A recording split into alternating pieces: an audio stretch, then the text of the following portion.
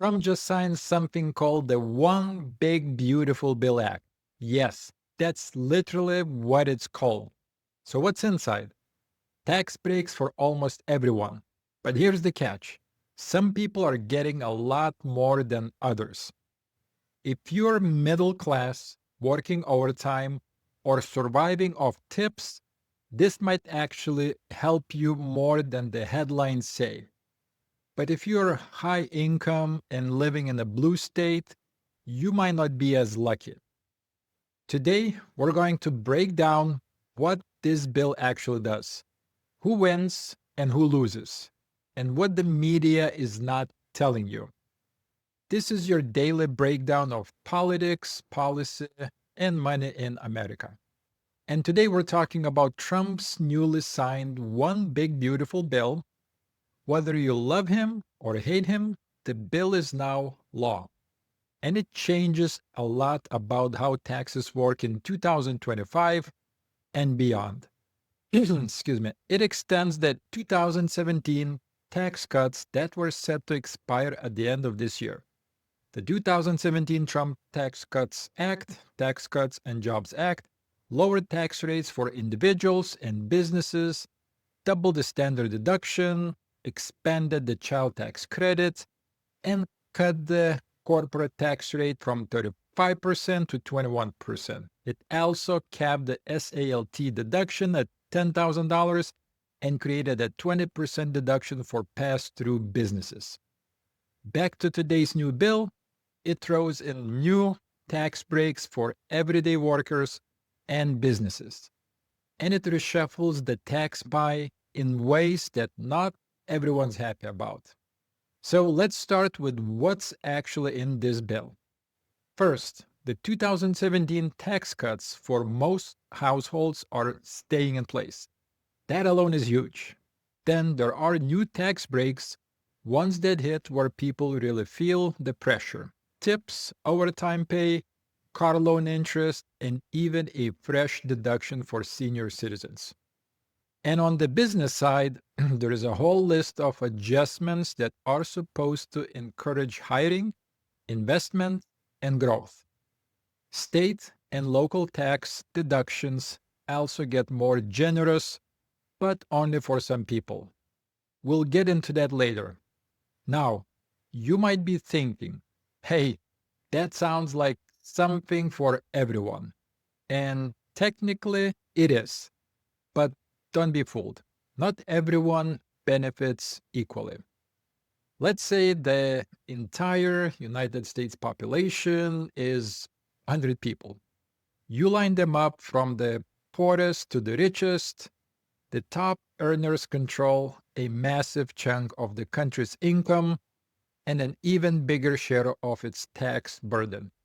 So when tax cuts happen, of course, the dollar amounts going to the rich are going to look big. They paid the most in the first place. That's what fuels the whole tax cuts for billionaires thinking point. And but it's not that simple because when you zoom in, the biggest winners percentage wise are in the top 1%. They're the group just below upper middle income professionals, small business owners, and people who aren't crazy rich but do well. These are folks who often pay both income and business taxes. And this bill gives them some breathing room. So, what about regular working class Americans? Well, here is where it gets interesting.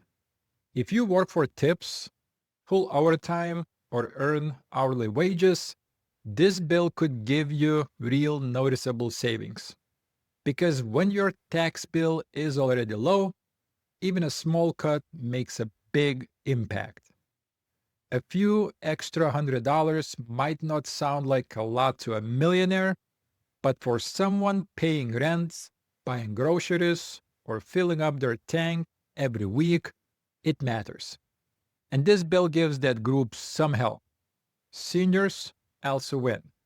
There's a new deduction specifically for older Americans, many of whom live on fixed incomes and are sensitive to rising costs. That's a smart move politically and economically. It helps a key voting bloc and provides meaningful relief. But there are losers too.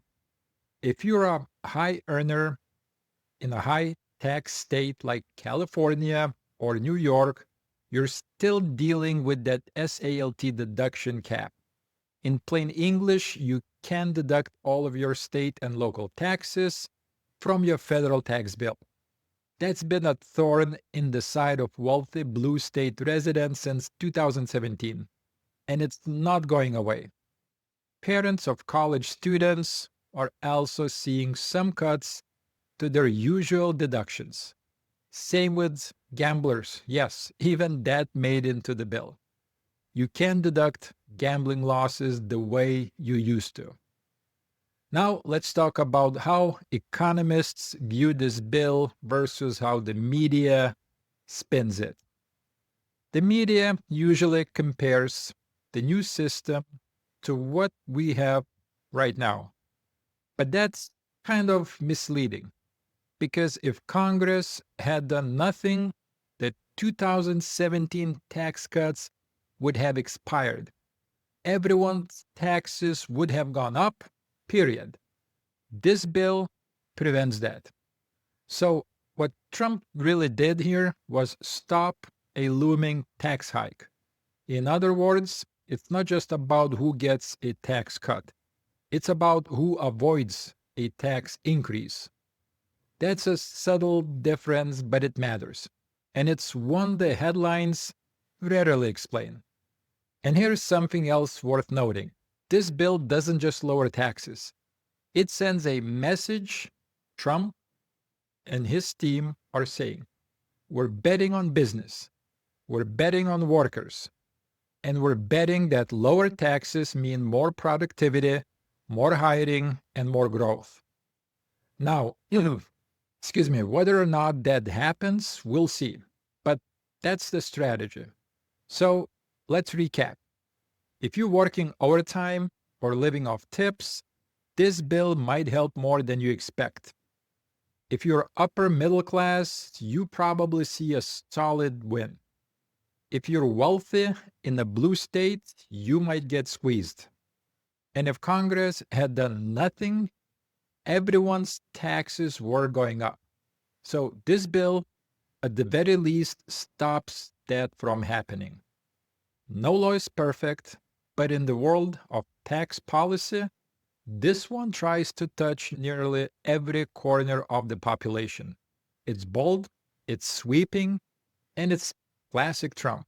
Big, loud, and designated to make an impact. Let me know in the comments, did this bill help you? Do you think it's a win or just more political theater? And remember, I'm not a financial advisor. This content is for entertainment purposes only. And if you found this breakdown helpful, hit like, subscribe, and share this with someone who's still trying to figure out what just happened to their taxes. I'll see you in the next one. Bye bye.